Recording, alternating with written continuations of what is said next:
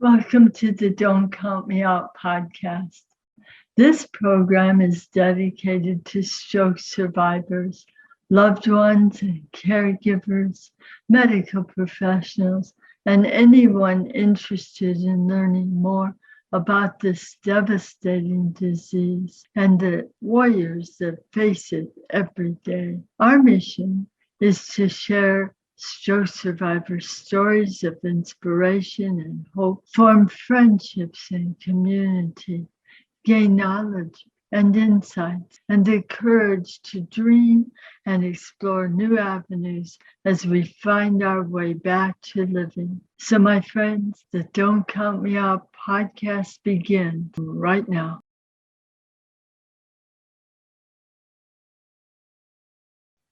Jeffrey is such an interesting man. You have gone through so much in your life. You have a very fine mind for remembering how you felt and what you found helped you even at a young age. Why don't you start and tell us a little bit about who Jeffrey the young man was? Well, Jeffrey the young man started off in New Haven, Connecticut, and in the late 60s, my parents moved to South Florida. And one of the things that I found instantaneously down there was that I loved the water. I loved being at the beach. And I found the beach was not only a pleasant place for me, but it was a safe place for me. I enjoyed being in the water, and the water was also a safe place for me. I did have times through my childhood where, yes, things weren't so good at home. And when those times would get difficult, I would find that best place I could be to help heal that was sitting at the beach, staring out at the water. I equally found the more I stared out at that water,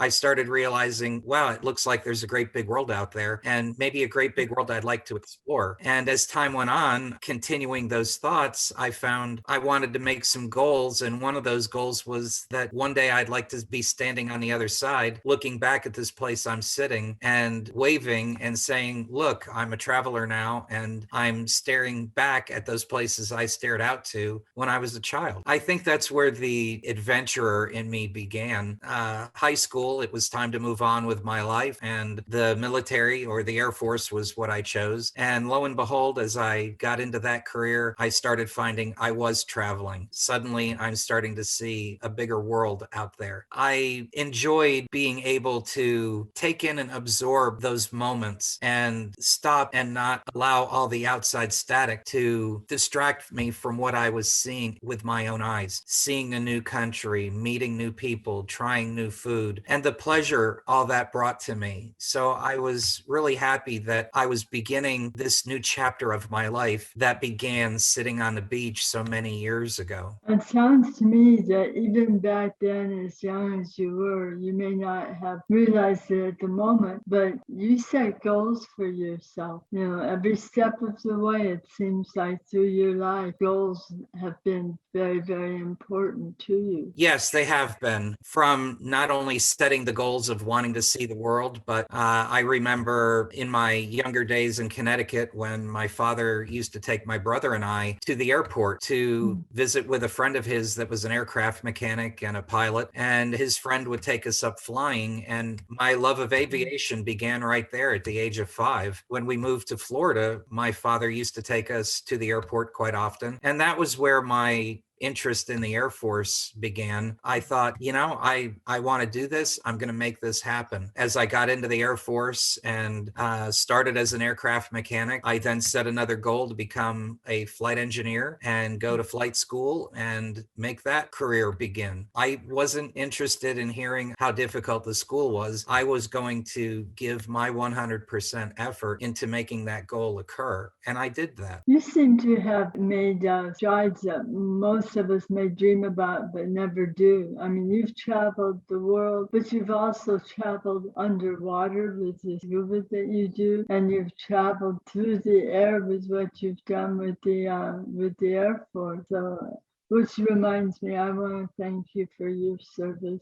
Thank you. It was an honor and a privilege to serve our great country. I would do it all over again. I miss all the camaraderie, but it's so wonderful all these years later to visit with those old friends from time to time and commiserate and laugh about experiences we had throughout the years while we were at the tip of the spear doing whatever we were doing, from Panama to Africa with Somalia, or the first Gulf War. We did those things together and we took care of one another. And those were great times in my life. And I'm thankful for every second of everything that we had the opportunity to do together to do some good in the world. Those are very, very special friendships, some that you cherish forever. Absolutely. Now, let me ask you, you were 49. Were you still in the service when you had your stroke? No, I wasn't. I got out of the service when I was in my 30s. I was between jobs. My last job with an airline flying freight worldwide went away during the economic downturn in 2008. It was during that time that the aneurysm that I found happened. I was very healthy when it happened. I worked out regularly, ate well. I was scuba diving during that period of time. Then all of a sudden, a headache turns into a migraine turns into something I've never experienced before pain-wise. The next thing I know, I'm at the doctor's office and he's sending me off to the hospital to find out I've got an aneurysm and a dissected artery. A few weeks later, I'm being told that surgery is all I have left and I have less than a 25% chance of surviving it. And I said, well, 25% is better than nothing. I still have a lot of living to do. So let's get on with the surgery. While they were operating, the stroke occurred on my spinal cord. So when I woke up, I was paralyzed from the neck down.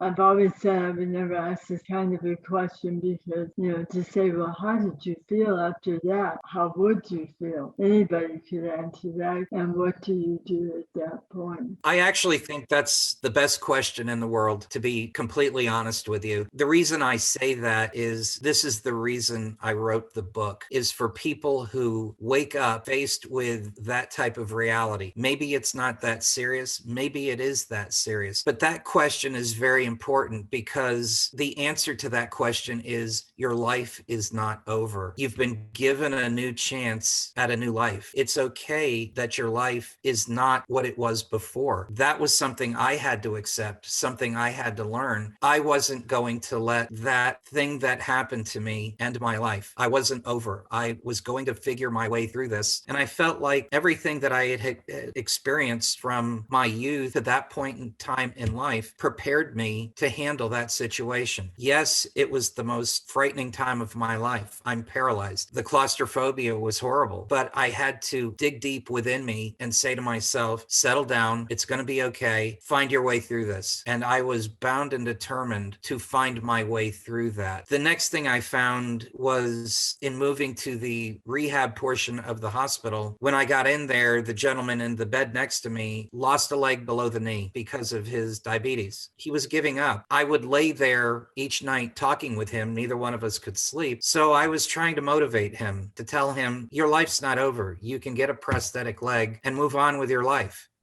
Your life is not over. Unbeknownst to me, the nurses' station was right outside of our door. And every night the nurses would listen to me trying to motivate him because he'd given up. And they told me weeks later, they would sit there each night crying, listening to me, who's paralyzed, trying to motivate somebody who's lost a leg below the knee, that your life's not over. Move on. There's a great big world out there to go see. Wonderful people to meet. Wonderful people that are in the same condition you're in that can help you while you're talking to one another to find your way through what's bothering you. I'm laying there trying to motivate him. And that was important to me because although I'm paralyzed, I know I still have some worth, that I can help somebody else despite my situation. So yes, your question is a very, very important question. And it's exactly the reason why I wrote this book, to reach out to everybody, to say, find that fuel within you to move on and embrace that new life life of yours. What is the name of your new book? The name of the book is Finding Forward. You have the will within. Yes, we all have the will within. That's what we have to search for when we're in some type of a trauma in our life. You and I have both endured strokes, and that's a very special place that I don't wish anybody to join our club. But when someone does,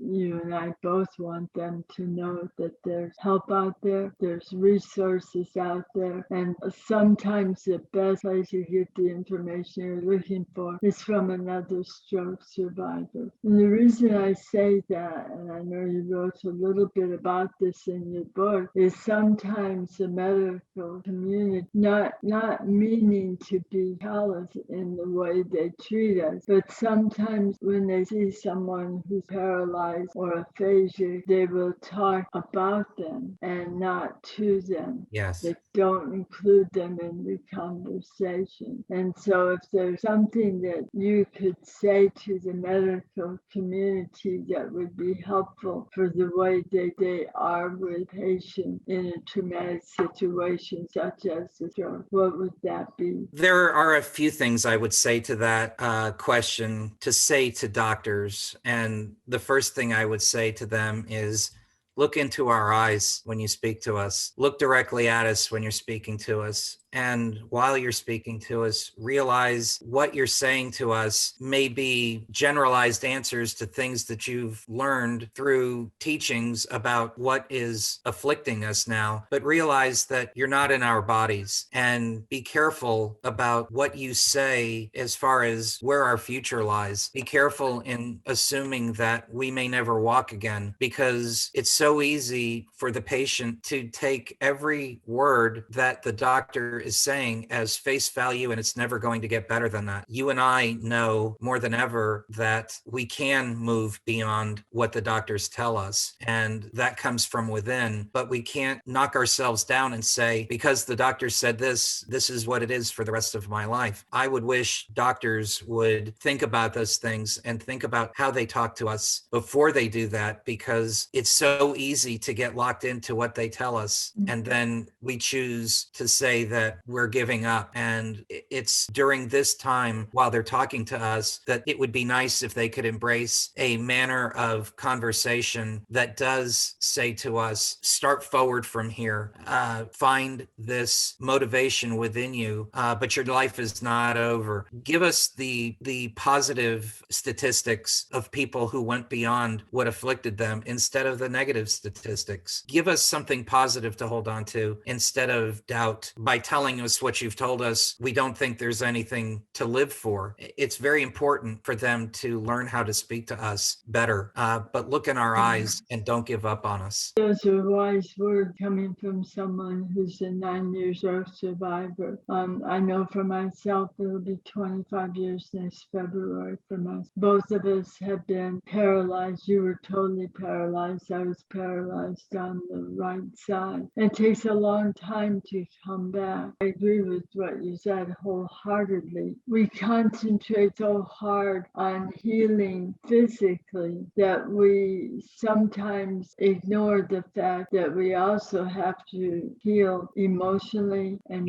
spiritually. And you wrote some beautiful things in your book about that. By the way, the picture behind Jeffrey on his wall is the cover of his new book. Yes, that was a special time in life, going to Nepal on my own and taking a trip by myself, saying to myself, it's time to take a break. It's time to take a break from everything you just described there a few moments ago. It's so easy for us to get wrapped up in the physical aspects of everything that we forget the psychological aspects. I know I started off thinking this problem that I was trying to solve was 80% physical, 20% psychological. And I found as time went on, it was just the reverse. It was 80% psychological and 20% physical. 4 years into it, it was time for me to take a vacation. And that's what I chose, to go to Nepal. And I found the most adrenaline rushing things I could do. And when I planned them, I just said to myself, you know what? If you can do them, great. If you can't do them, well, that's great too, because at least you went all the way over there and you tried. But along the way, I met a lot of very nice people, and I got to experience beautiful sunrises and sunsets over the Himalayan mountains. So that was for me to stop and be mindful of what was going on around me. Life was going on around me. So yes, it's very important, as you said, to be conscious of what's going on around you and take a break from all the physical work. You've got to let your mind rest, and you've got to say to yourself, why am I doing all of this? Why am I spending 80% of my time doing all this physical work? I'm doing it so I can live life again. But realize you do need to stop, look up at the sky, listen to the birds, listen to the breeze in the trees, lay down in the grass, feel the grass, smell the grass, those little things. Stop and smell a flower. That's what you're fighting for. So stop and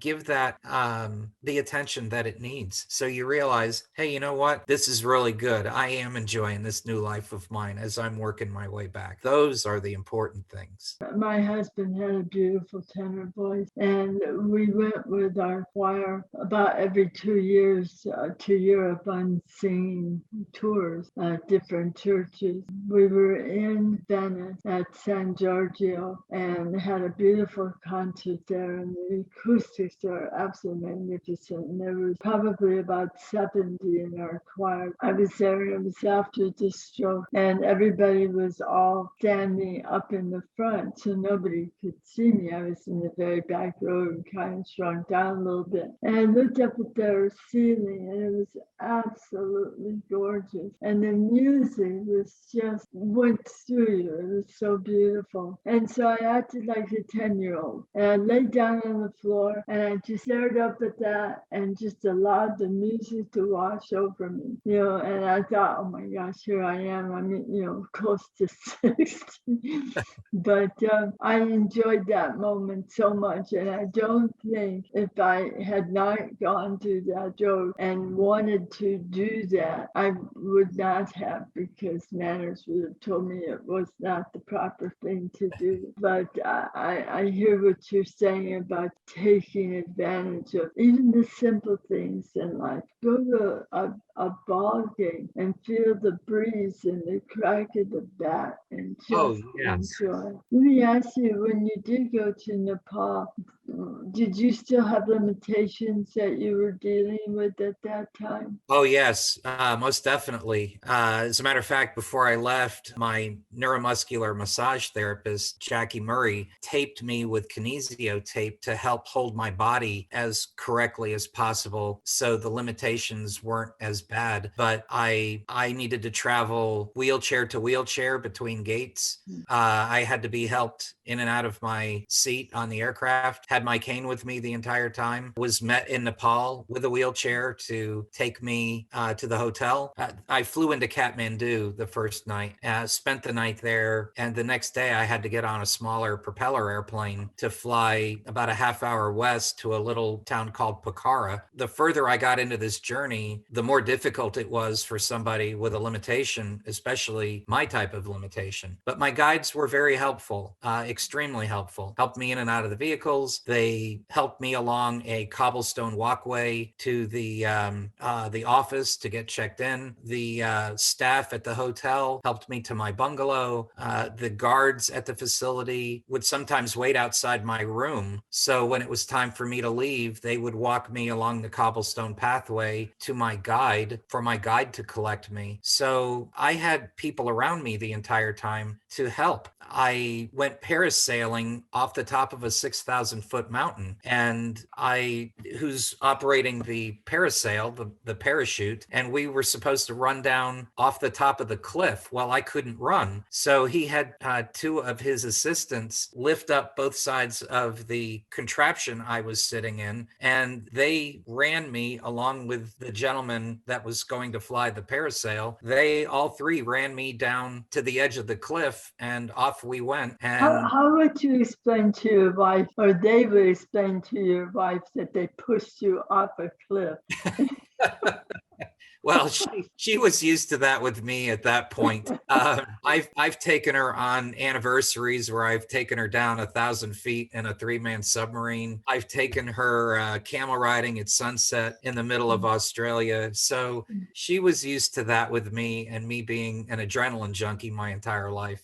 I wasn't going to let my limitations define me. I wanted to go live. I put all this hard work in, and now it was time to go play. And where I would say, yes, keep moving your way forward into your new life, and don't get so stalled by things you used to do in your old life. But the adrenaline junkie part of me, I think that's just ingrained in my soul. So I had to go do that. And days later, I chartered a helicopter to take me to Mount Everest. We landed at a plateau at 18,500 feet. I was bound and determined to get out of the helicopter on my own and walk away from the helicopter. It felt like somebody was taking a blowtorch to the inside of my lungs. It was so hard to breathe. But going on that journey there to Mount Everest was very important to me. And it's something I talk about in the book.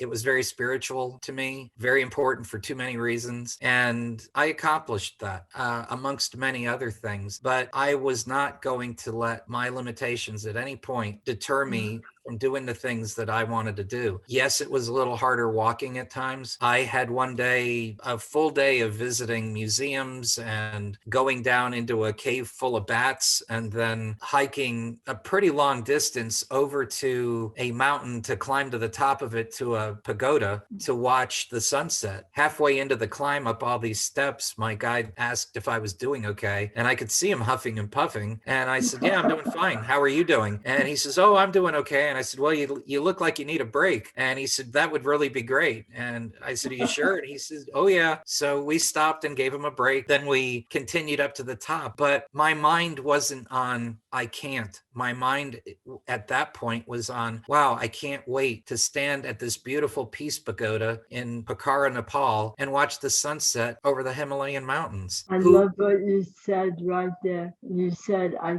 can't wait. Yes. And I think that's the mindset that we all need to encompass in our own life in order to keep living, no matter what our limitations may still be. Jeffrey, I hate to tell you this, I can't believe it myself, but we are almost up as far as our time goes. And I definitely want people to know where to find your book and when it's launching. Yes.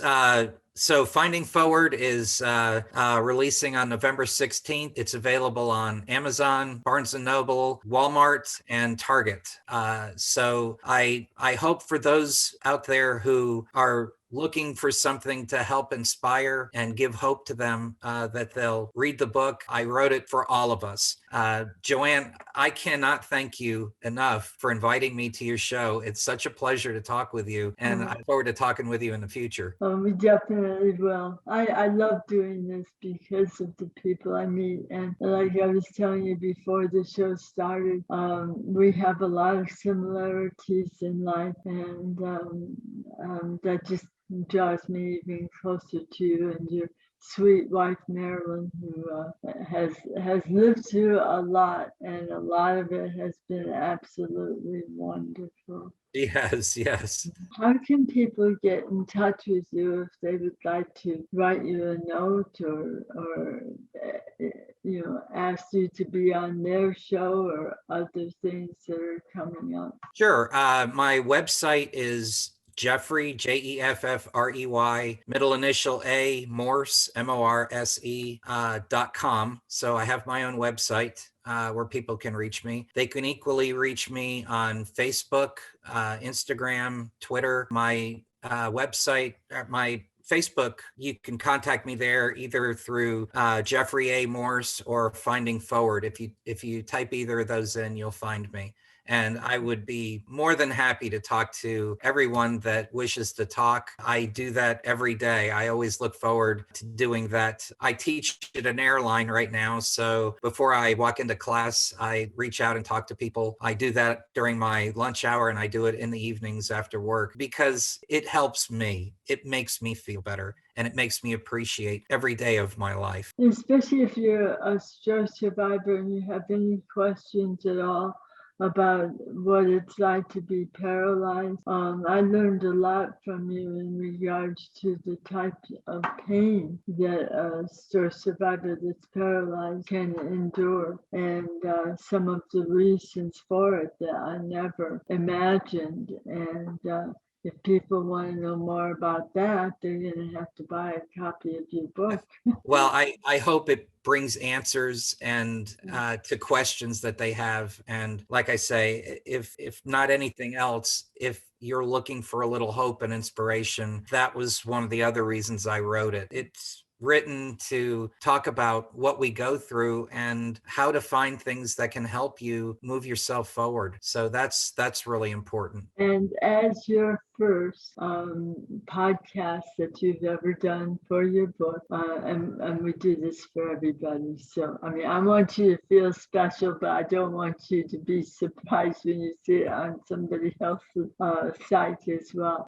We will definitely make sure that you get a copy of the podcast. So if you'd like to put it on your website. It would be an honor and a privilege. I can't wait to do it. Thank you. Thank you. Thank you so much. All right, everybody. I hope you enjoyed this program, and we will see you again next week.